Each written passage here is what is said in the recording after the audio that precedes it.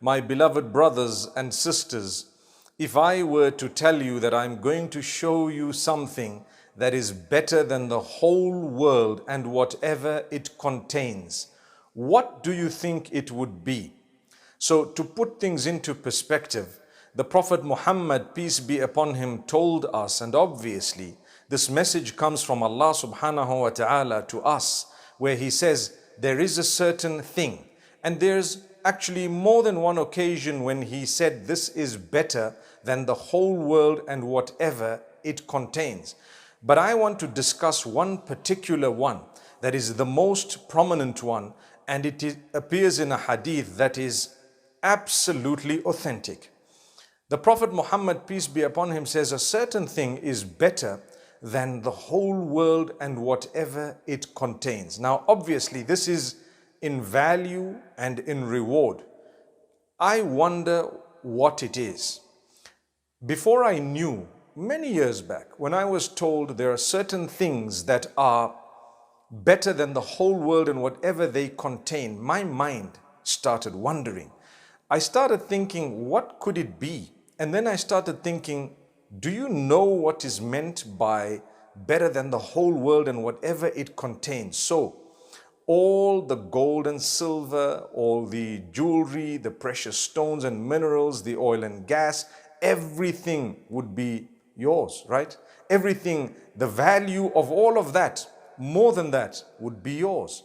And all the clothings, the perfumes, the accessories, the watches, the cars, the aircraft, the boats, the seas, the mountains, the sceneries, the islands, the food stuff, whatever makes you happy.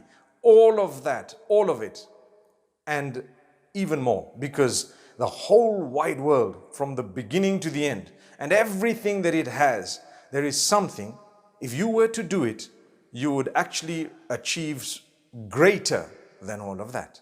So what exactly would I achieve? Allah says it is better than the whole world and whatever it has.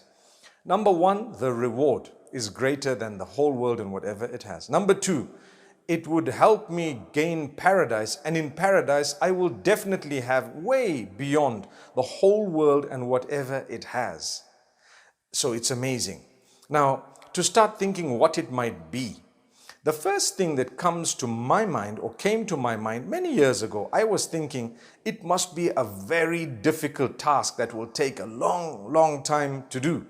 Or it might be something that would be so difficult that many people would not be able to do it. And then when you start looking at the Prophet ﷺ and the way he taught us, we are taught that the thing Allah loves the most is that you worship him alone. And the thing that upsets him the most is when you associate any partner in any act of worship with Allah. So we need to understand this. If I were to worship Allah alone, I will achieve so much. And if I were to associate partners with Allah, even in a single act of worship, I would lose so much. So I'm sure it's something connected to worship and worshipping Allah alone, doing something for the pleasure of Allah, Allah alone. Yes, it is. My brothers and sisters, the hadith says, Rak'ata al-Fajr khayrun min ad-dunya wa ma fiha. The two voluntary units of Fajr are better than the whole world and whatever it contains. In other words, the two Sunnah of Fajr are better than the whole world and whatever it contains. Allahu Akbar. Subhanallah. If I were to get up early and cleanse myself in preparation for Salah, for the prayer, and then I were to commence by offering the two units of Sunnah of Fajr, and then I do my Farad, which is also 2 units of Fajr, Subhanallah, those two that preceded the Farad, their value is greater than the whole world and whatever it contains. So imagine the Farad itself, Farad meaning the compulsory, that which is compulsory. Imagine that. Subhanallah. If Allah loves the 2 Sunnah of Fajr so much, imagine how much He loves that which is Farad, because I know of a hadith, Qudsi. Qudsi means where the Prophet ﷺ tells you that Allah said the following. So Allah said, there is nothing more loved to me than that which I have made compulsory.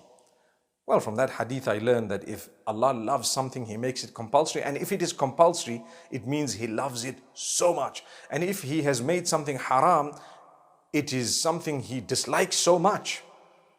I also know that when Allah makes something compulsory, it's because the benefit is to me before anyone else.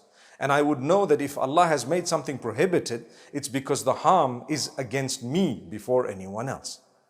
So if I were to get up early in the morning and to offer the 2 units of voluntary prayer prior to the 2 units of compulsory prayer of Fajr, then I will achieve a reward greater than the whole world and whatever is in it, and I will achieve more than what the whole world has and whatever is in it in terms of value.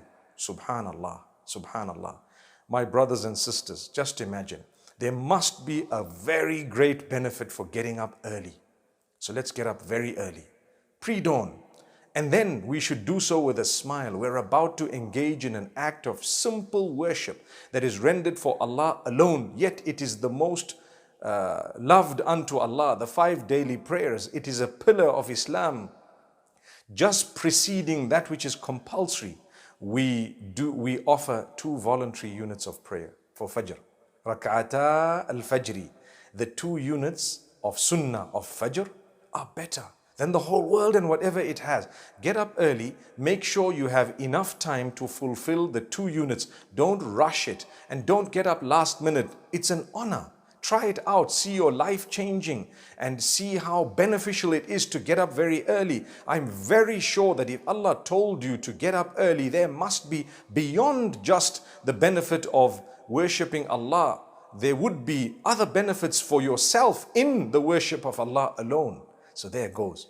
My brothers and sisters, remember those of us who fulfill our prayers in the masjid, we need to get there early if we want this reward. We need to make sure that we fulfill the 2 units of Sunnah either before we go to the masjid or at the masjid, but prior to the iqamah or the commencement of the compulsory prayer.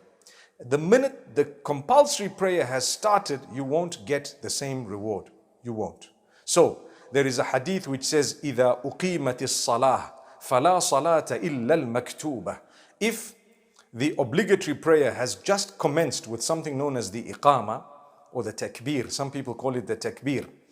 In that particular case, there is no prayer that you're allowed to fulfill except that farad. Unless you're completing something that you were already into and you had already started.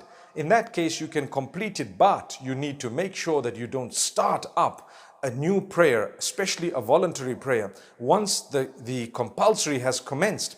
The vast majority of scholars actually say it's prohibited.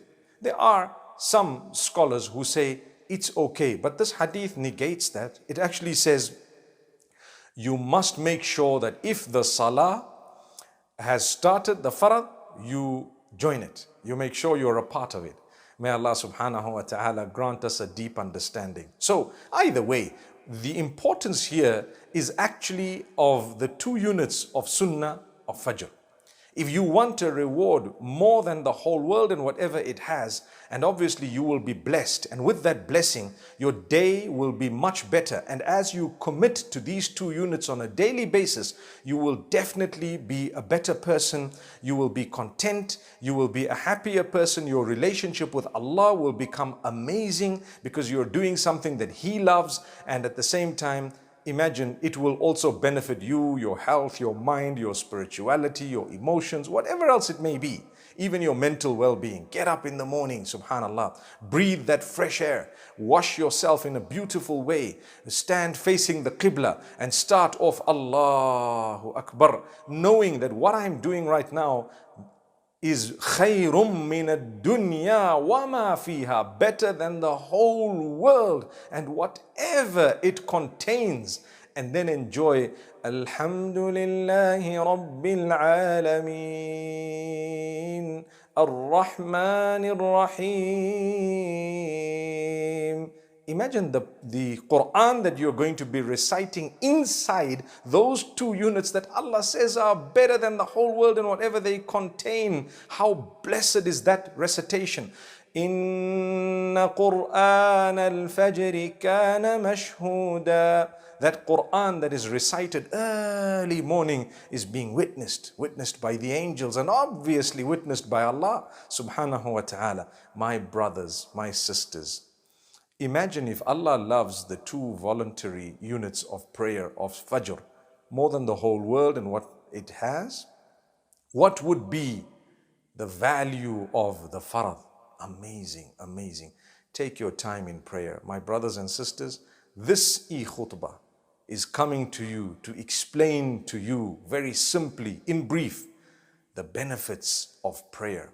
If voluntary prayer brings about so much of reward, imagine the compulsory. So take your time, consider it an honor.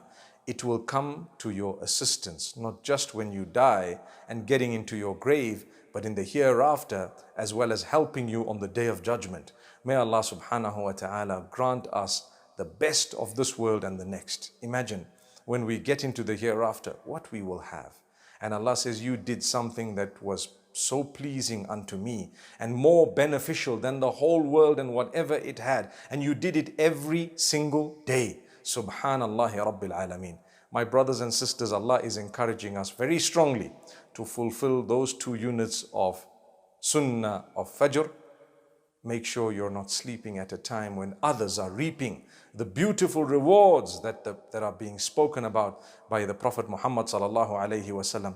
We all need to be scrambling for that reward. And when I say scrambling, I mean we need to make sure we're there and we get that reward. Everyone will get it, whoever fulfills this salah. If you don't, guess what? There are billions of others who are doing it. Don't be the only one missing out. Let your home and your household not be the only home and household from among those that are missing this beautiful reward and in fact earning the displeasure of Allah by sleeping through prayer. May Allah strengthen all of us. أقول قولي هذا وصلى الله وسلم وبارك على نبينا محمد والسلام عليكم ورحمة الله وبركاته.